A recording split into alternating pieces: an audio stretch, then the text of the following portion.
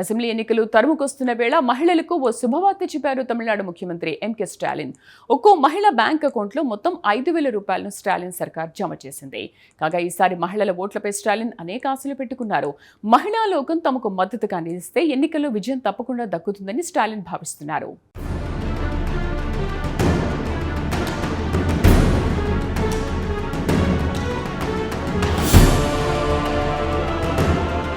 తమిళనాడులో మరో 3 నెలల్లో అసెంబ్లీ ఎన్నికలు జరగబోతున్నాయి. ఈ నేపథ్యంలో మహిళలకు శుభవార్త చెప్పారు ముఖ్యమంత్రి ఎంకే స్టాలిన్. కలైంగర్ మహిళా హక్కుల పథకాన్ని తమిళనాడు ప్రభుత్వం ప్రకటించింది. ఇందులో భాగంగా మహిళల బ్యాంక్ అకౌంట్లలో 5,000 రూపాయలను జమ చేసింది.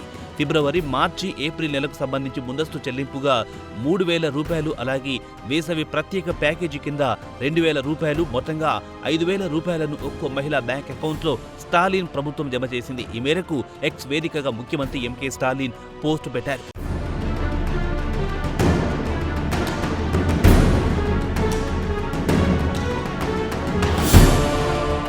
కాగా ఎన్నికల సాకు పేరు చెప్పి ఈ సాయాన్ని అడ్డుకోవాలని కొంతమంది ప్రయత్నిస్తున్నట్టు తమకు సమాచారం ఉందన్నారు ముఖ్యమంత్రి స్టాలిన్. దీంతో ఎన్నికల నోటిఫికేషన్ రావడానికి ముందే మహిళా బ్యాంక్ అకౌంట్లో 5,000 రూపాయల మేర సొమ్ము జమ చేసినట్లు స్టాలిన్ వెల్లడించారు. కాగా వచ్చే అసెంబ్లీ ఎన్నికల్లో విజయం సాధించి మరోసారి డీఎంకే ప్రభుత్వం ఏర్పాటైతే మహిళలకు మరిన్ని మంచి పనులు చేపడతామన్నారు ముఖ్యమంత్రి స్టాలిన్. ఇందులో భాగంగా మహిళలకు ప్రస్తుతం ఇస్తున్న నెలవారీ సాయాన్ని 1,000 రూపాయల నుంచి 2,000 రూపాయల వరకు పెంచుతామని స్టాలిన్ హామీ ఇచ్చారు.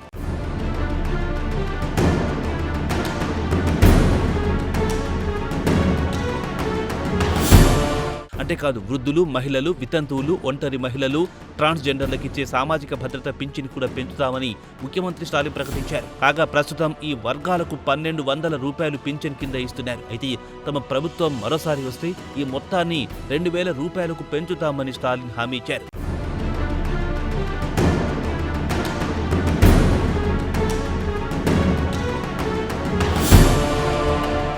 కాగా ఈసారి మహిళల ఓట్లపై డీఎంకే అధినేత స్టాలిన్ అనేక ఆశలు పెట్టుకున్నారు.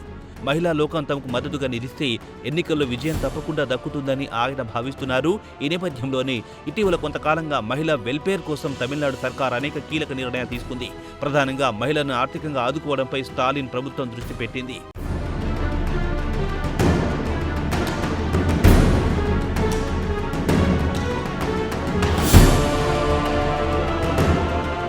ఇదిలా ఉంటే తమిళనాడును పారిశ్రామికంగా అభివృద్ధి చేయడానికి కూడా స్టాలిన్ సర్కార్ అనేక చర్యలు చేపట్టింది. ఇందులో భాగంగా ఇటీవల చెన్నై నగరంలో కీలక సదస్సు నిర్వహించారు. తమిళనాడులో కొత్త ప్రాజెక్టులు పెట్టాల్సిందిగా ఈ సదస్సులో మాట్లాడుతూ పారిశ్రామికవేత్తలను ముఖ్యమంత్రి స్టాలిన్ కోరారు. అంతేకాదు పారిశ్రామికవేత్తలకు తమ ప్రభుత్వం అండగా ఉంటుందని కూడా ఆయన వెల్లడించారు. కాగా ఈ సదస్సులో 71 కొత్త ప్రాజెక్టులకు ముఖ్యమంత్రి స్టాలిన్ శంకుస్థాపన చేశారు. ఈ కొత్త ప్రాజెక్టుల ఫలితంగా 60,000 మందికి పైగా యువకులకు ఉద్యోగాలు దొరుకుతాయి. ఈ సందర్భంగా అనేక పారిశ్రామిక సంస్థలతో ముఖ్యమంత్రి ఎంకే స్టాలిన్ అవగాహన ఒప్పందాలు కుదుర్చుకున్నారు. కాగా స్టాలిన్ మాట్లాడుతూ తమ 5 ఏళ్ల పాలనలో తమిళనాడుకు వరదల పెట్టుబడులు వచ్చాయన్నారు. తమిళనాడు చరిత్రలో ఈ పెట్టుబడులు ఒక రికార్డు అని ఆయన పేర్కొన్నారు. అయితే మరోసారి తమ ప్రభుత్వం వస్తే తమ రికార్డులను తామే బద్దలు కొడతామని స్టాలిన్ ధీమా వ్యక్తం చేశారు.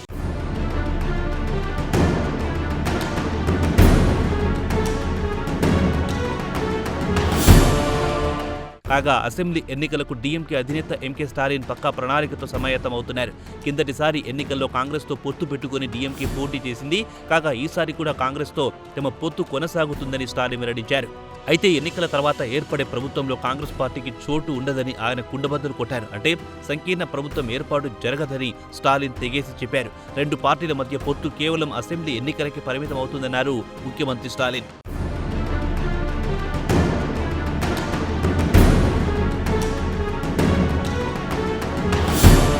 కాగా తమిళనాడు అసెంబ్లీలో మొత్తం 234 సీట్లున్నాయి. అయితే 2021 ఎన్నికల్లో కూడా కాంగ్రెస్, డీఎంకే పొత్తు పెట్టుకుని పోటీ చేశాయి. అయితే డీఎంకేకు 133 సీట్లు లభించాయి. కాగా కాంగ్రెస్కు 18 సీట్లు దక్కాయి. అయితే స్టాలిన్ కేబినెట్లో కాంగ్రెస్ ఎమ్మెల్యేలకు చోటు లభించలేదు. కాగా ఈసారి కూడా అదే పునరావృతం అవుతుందన్నారు ముఖ్యమంత్రి స్టాలిన్.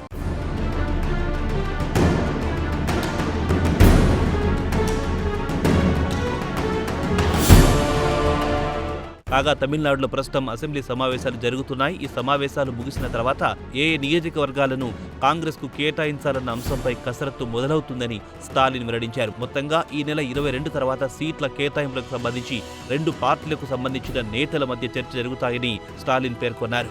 కాగా కాంగ్రెస్ నాయకత్వంలోని ఇండియా కూటమిలో కూడా డీఎంకే భాగస్వామ్య పక్షంగా ఉన్న సంగతి తెలిసిందే. అంతేకాదు కాంగ్రెస్ అగ్రనేత రాహుల్ గాంధీతో ఎంకే స్టాలిన్కు మొదటి నుంచి సత్సంబంధాలున్నాయి.